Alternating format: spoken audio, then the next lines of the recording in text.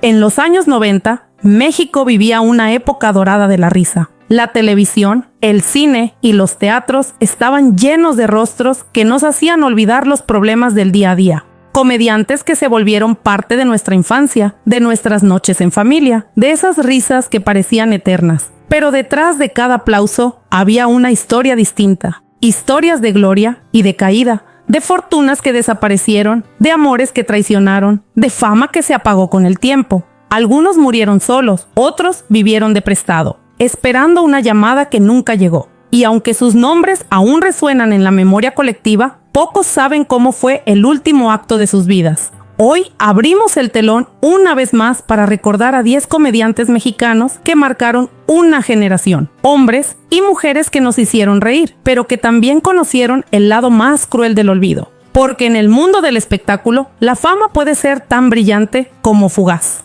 Y para empezar este viaje por la historia, recordemos a un hombre diminuto en tamaño, pero gigante en talento, José René Ruiz, Tuntún. José René Ruiz, mejor conocido como Tuntún, fue un hombre pequeño en estatura, pero enorme en talento. Su presencia bastaba para llenar la pantalla, y su risa, esa risa franca y contagiosa, se volvió parte del corazón del cine mexicano. Nacido en 1932, Tuntún comenzó su carrera desde muy joven en los años 40, cuando el cine nacional vivía su época de oro.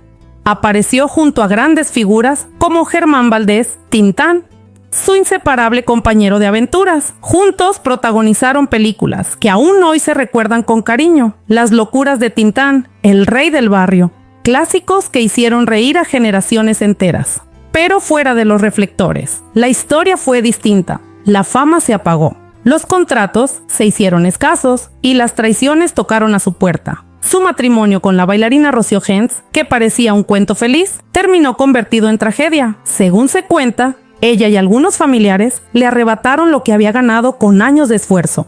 Abandonado, sin dinero y con el corazón roto, Tuntún pasó sus últimos días en la casa del actor, un refugio para intérpretes olvidados. Ahí, entre recuerdos y silencios, vivió sus últimas risas, aquellas que ya no eran para el público, sino para sí mismo. El 16 de octubre de 1993, el pequeño gigante del humor mexicano se despidió del mundo, víctima de un infarto. Murió sin fortuna, pero con un legado inmenso, porque hay artistas que, aun cuando la vida les quita todo, siguen siendo grandes. Y entre quienes compartieron con él los días de gloria, había otro genio del humor. Un hombre que conquistó al mundo vestido de pachuco, Germán Valdés, Tintán. En los años 40 y 50, cuando México reía a carcajadas en blanco y negro, un hombre se convirtió en sinónimo de alegría, ritmo y rebeldía. Su nombre era Germán Valdés, pero todos lo conocían como Tintán, el pachuco de oro. Con su traje brillante, su bigote perfectamente delineado y esa forma única de hablar, mezclando español e inglés, Tintán cambió para siempre la comedia mexicana. Era un artista completo. Cantaba, bailaba, improvisaba y llenaba los cines de todo el país, junto a su hermano Ramón. Y su inseparable Tuntún creó un universo de humor que trascendió generaciones. Su talento lo llevó incluso a Hollywood. Prestó su voz para películas de Disney como El libro de la selva y Los Aristogatos.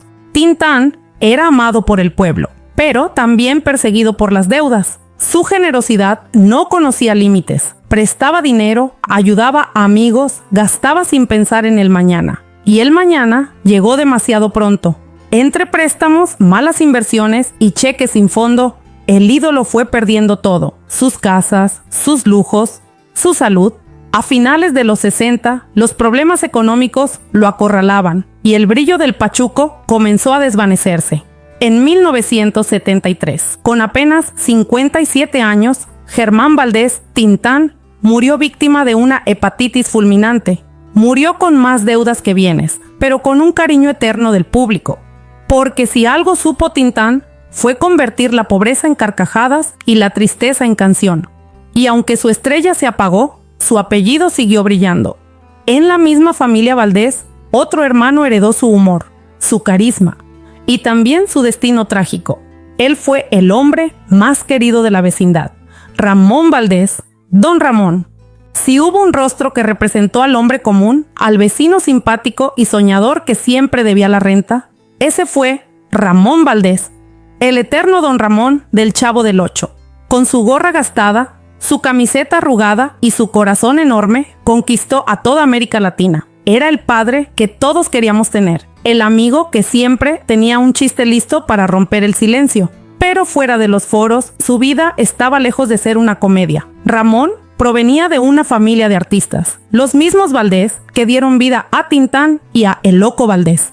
Aunque la fama llegó tarde, nunca vino acompañada de riqueza. Mientras millones reían con el Chavo, él apenas ganaba lo suficiente para sobrevivir. Los contratos eran duros, los pagos modestos y las regalías inexistentes. A mediados de los 80, su salud comenzó a deteriorarse. El cáncer y los problemas del corazón lo obligaron a alejarse de la televisión. Sin un seguro médico ni ahorros, Ramón pasó sus últimos años entre tratamientos costosos y visitas esporádicas de amigos que aún lo recordaban con cariño. El 9 de agosto de 1988, don Ramón se despidió para siempre. Murió sin fortuna, pero con algo que el dinero jamás puede comprar: el amor del público.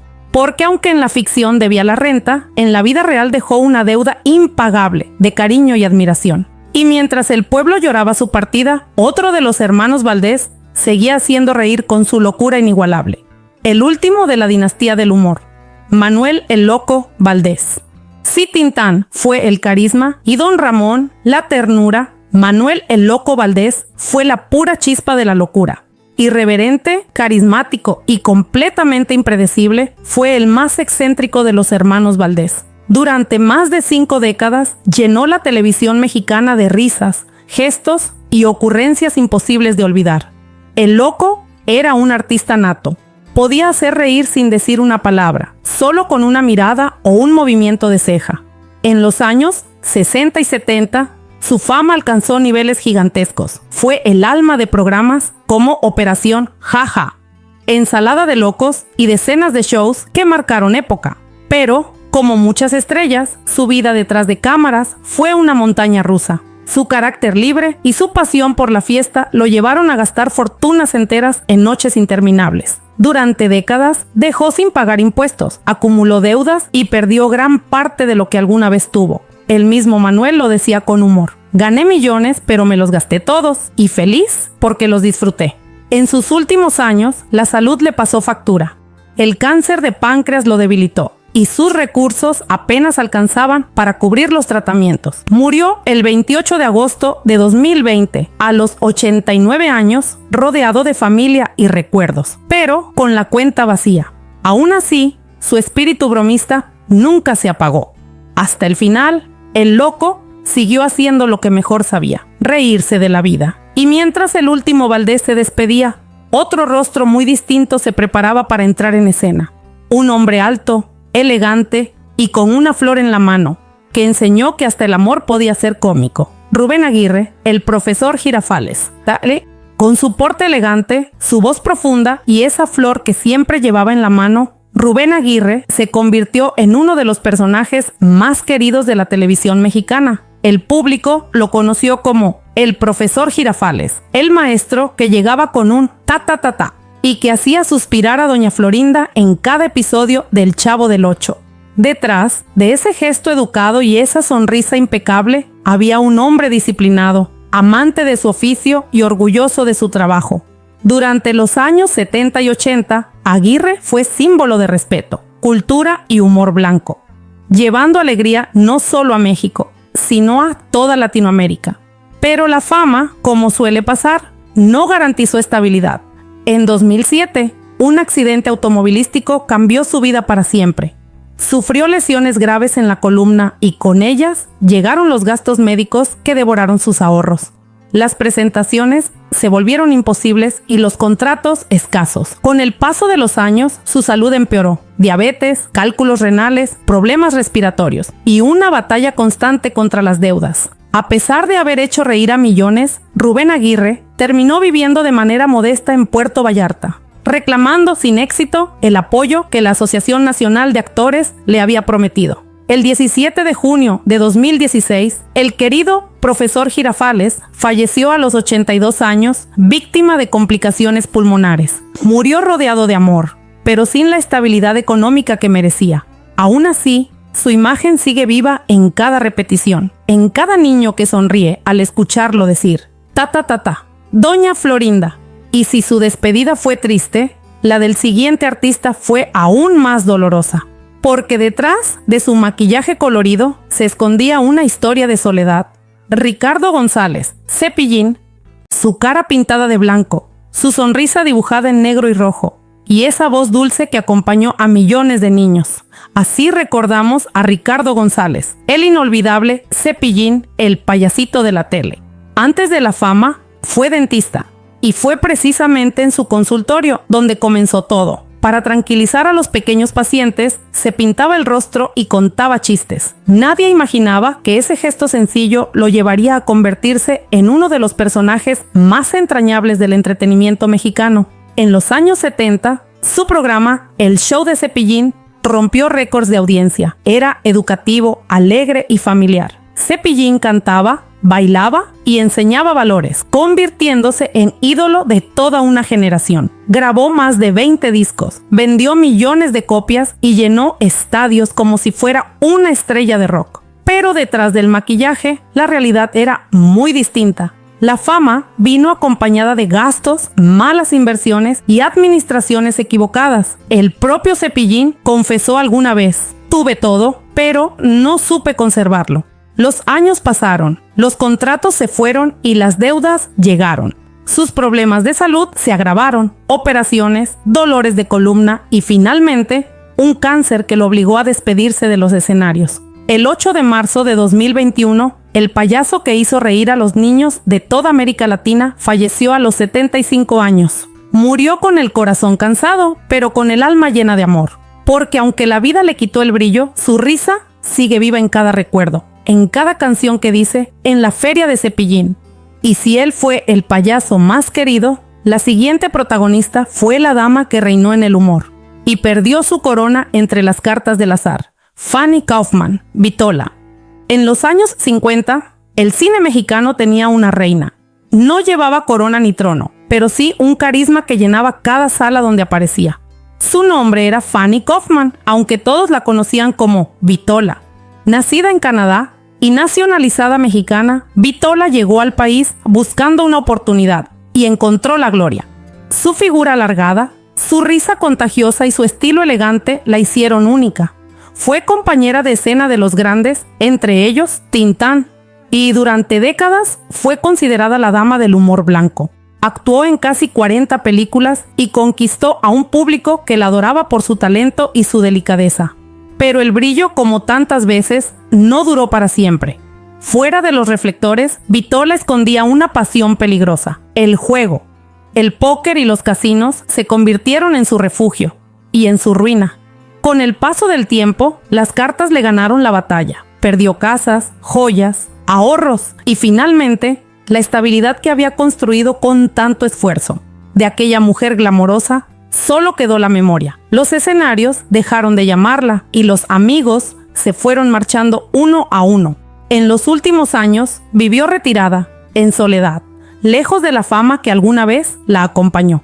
El 21 de febrero de 2009, Fanny Kaufman falleció a los 84 años, víctima de insuficiencia cardíaca y renal. Murió sin riquezas, pero con el recuerdo intacto de haber hecho reír con elegancia. Su historia es la de una reina sin castillo, y la prueba de que el talento no siempre basta para ganarle al destino. Y mientras la risa se apagaba en los teatros, otro gigante, el más grande de todos, veía cómo su fortuna desaparecía, incluso después de la muerte.